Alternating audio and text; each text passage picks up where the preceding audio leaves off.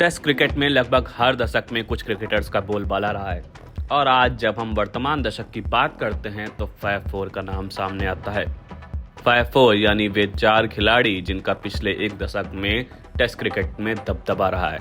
Fab four में Joe Root, Virat Kohli, Kane Williamson और Steve Smith शामिल हैं। साल 2014 से ये चारों ही बल्लेबाज विश्व पटल पर छाए हुए हैं। बीता एक दशक यानी साल 2014 से लेकर 2024 तक का समय इन्हीं के नाम रहा है। लेकिन आज अगर हम वर्तमान में एक बार फिर से इनके स्टैट्स पर नजर डालें तो क्या ये चारों आज भी फैब फोर की गिनती में उन्हीं स्टैट्स के साथ बरकरार हैं?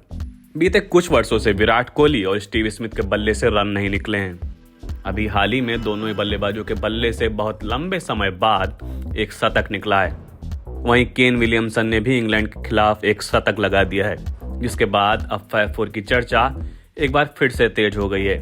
साल 2014 के बाद से टेस्ट मैच में बल्लेबाजी में फैब फोर का दबदबा रहा है और इसका बड़ा कारण यह था कि साल 2014 से 19 के बीच की अवधि में इन चारों ही प्लेयर्स का बैटिंग एवरेज 50 से अधिक था। वास्तव में इन चारों प्लेयर्स ने लगभग 5 साल की अवधि तक 40 से अधिक टेस्ट मैच में 57 से अधिक का एवरेज बनाए रखा था और ये एक बहुत बड़ी बात थी।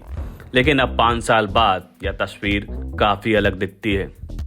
आज जब केन विलियमसन और जो रूट शानदार फॉर्म में हैं, वहीं स्टीव स्मिथ और विराट कोहली उन सुनहरे दिनों को दोहराने के लिए संघर्ष करते हुए दिखाई देते हैं। आज अगर फैब फोर के नंबरों पर एक नजर डाली जाए जो बताती हैं कि पिछले 5 सालों में इन चारों ही खिलाड़ियों के रिटर्न कितने अलग अलग रहे हैं। अब चलिए साल 2014 से 2019 के बीच की अवधि से शुरू करते हैं। तो स्टीव स्मिथ ने यहाँ पर 56 टेस्ट मैचों में 24 टेस्ट शतक लगाए थे, जबकि केन विलियमसन और कोहली दोनों का औसत लगभग प्रति शतक 3 टेस्ट से कम था। रूट उस टाइम पर इतने तेज नहीं दिखते थे, लेकिन उनका एवरेज उस समय भी 50 से अधिक था। हालांकि साल 2020 के बाद से बहुत कुछ बदल गया है। विलियमसन और रूट अपने हाई स्टैंडर्ड्स को बनाकर उनमें सुधार करते हुए दिखे हैं। वहीं स्टीव स्मिथ और विराट कोहली का प्रदर्शन बहुत खराब रहा है।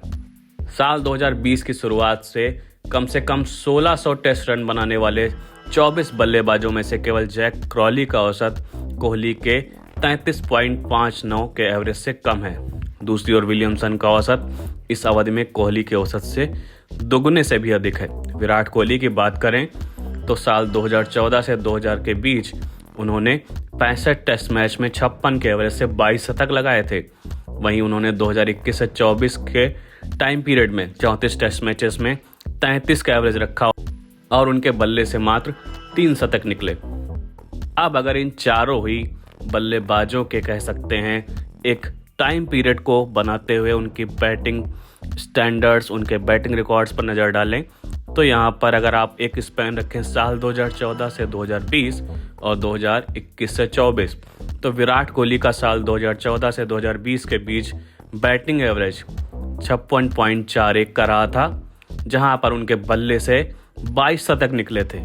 वहीं साल 2021 से 24 के टाइम पीरियड में विराट कोहली के बल्ले से 33 के एवरेज से मात्र 3 शतक निकले हैं। वहीं अगर जो रूट की बात करें तो उन्होंने 2014 से 2020 के बीच में 50 के एवरेज से बैटिंग की है, जहां पर उन्होंने 15 शतक लगाए थे। और 2021 से 24 की बात करें तो उनके एवरेज में काफ़ी सुधार देखने को मिला, जो कि 55.98 तक पहुंचा और उनके बल्ले से इस टाइम पीरियड में 19 शतक निकले हैं। वहीं केन विलियमसन, जो कि 2014 से 20 के टाइम पीरियड में सबसे अच्छे एवरेज से बैटिंग कर रहे थे, जहां पर उनका एवरेज 63.53 था और उनके बल्ले से 19 शतक निकले थे।